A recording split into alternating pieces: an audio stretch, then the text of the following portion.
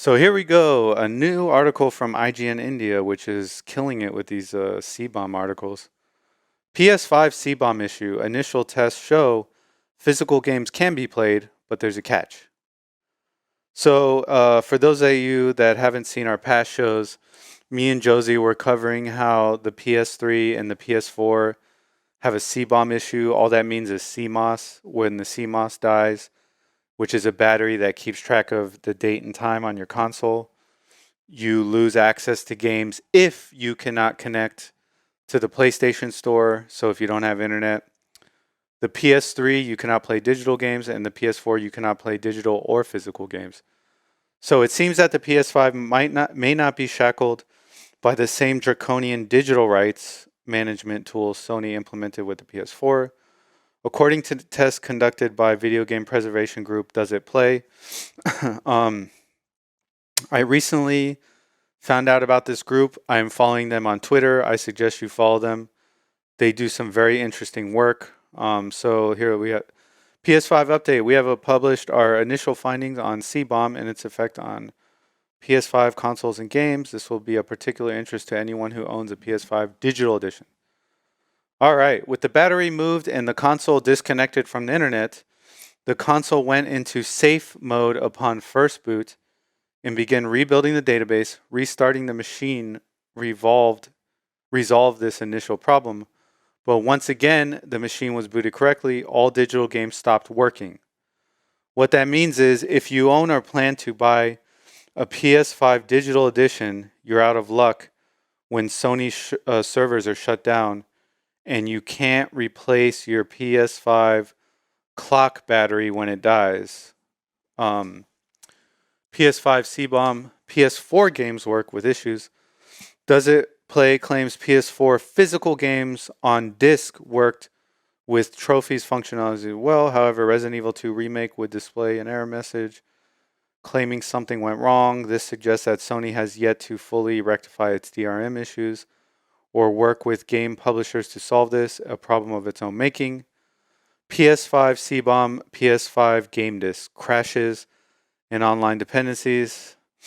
The group revealed the following details on how PS5 game discs work, citing results being mixed. Mortal Kombat 11 would not install. It crashed at 97% installation each time. I assume that in order for that game to install, it must connect to the internet and do a check. That is not right. That should not be allowed. Marvel's Spider-Man Miles Morales booted and played without issue. Call of Duty Black Ops Cold War booted, but due to heavy reliance on connection to the game servers was unplayable. So, all right.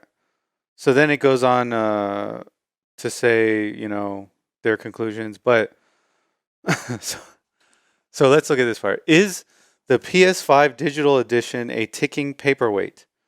In short, yes. Unless Sony patches this, it's just a matter of time before your PS5 Digital purchase stops working. This would explain why, despite the obvious cost and profit benefits to Sony for pushing a digital-only console, that some of its sales force, particularly in markets like India and Middle East, prefer to push the disc edition, IGN India is given to understand. So there you have it. This is the next big battle that gamers have to have with Sony. They need to resolve these issues because when we buy a console from a company like Sony or Nintendo or Microsoft, we want these consoles to work for as long as they work. I want to be able to take my PlayStation, plug it in, and play it whenever I want to be able to do that because I spent $500 on it or, $400 for the digital. I want to be able to use it. That's a lot of money. I don't want to come back one day and plug it in and nothing work. It just be this super expensive piece of equipment that doesn't work anymore. So if they don't resolve this? What I fear is going to happen is that you're going to see a lot of people just junking these PS4, PS5 digital editions into the trash in the future because they don't have the time to go and research the C-bomb. They don't have the time to learn how to hack it and get it to run with custom firmware.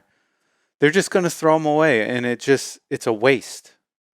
It's a waste of all that time and effort to build these systems, all the natural resources that goes into building these systems. It's a waste to all the developers who made these games, which are no longer accessible unless you hack it. It's just a waste. So why not preserve the lifespan of your consoles so that people get their money's worth? That's what needs to be done. That's my opinion. I'm sticking to it. I've heard other people argue, oh, it's old, who cares? There's going to be a replacement. No. It's a waste of resources. It's a waste of resources.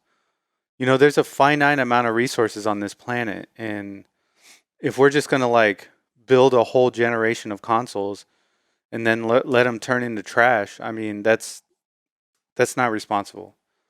So yeah, I'm firmly against this type of practice.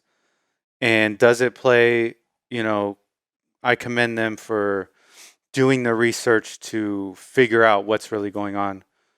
And I hope to do,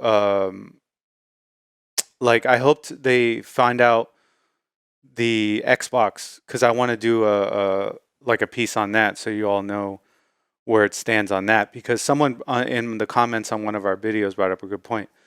If Sony's going to play like this, why not just buy a PlayStation for Sony exclusives and then have an Xbox for all the other cross-platform games? That way you get to keep playing those games since Sony does backwards compatibility, and you don't have to worry about losing access to them. I thought that was a genius comment. I forget the guy's name, so thanks for that comment. You're 100% correct. And that's where I'm leaning to right now.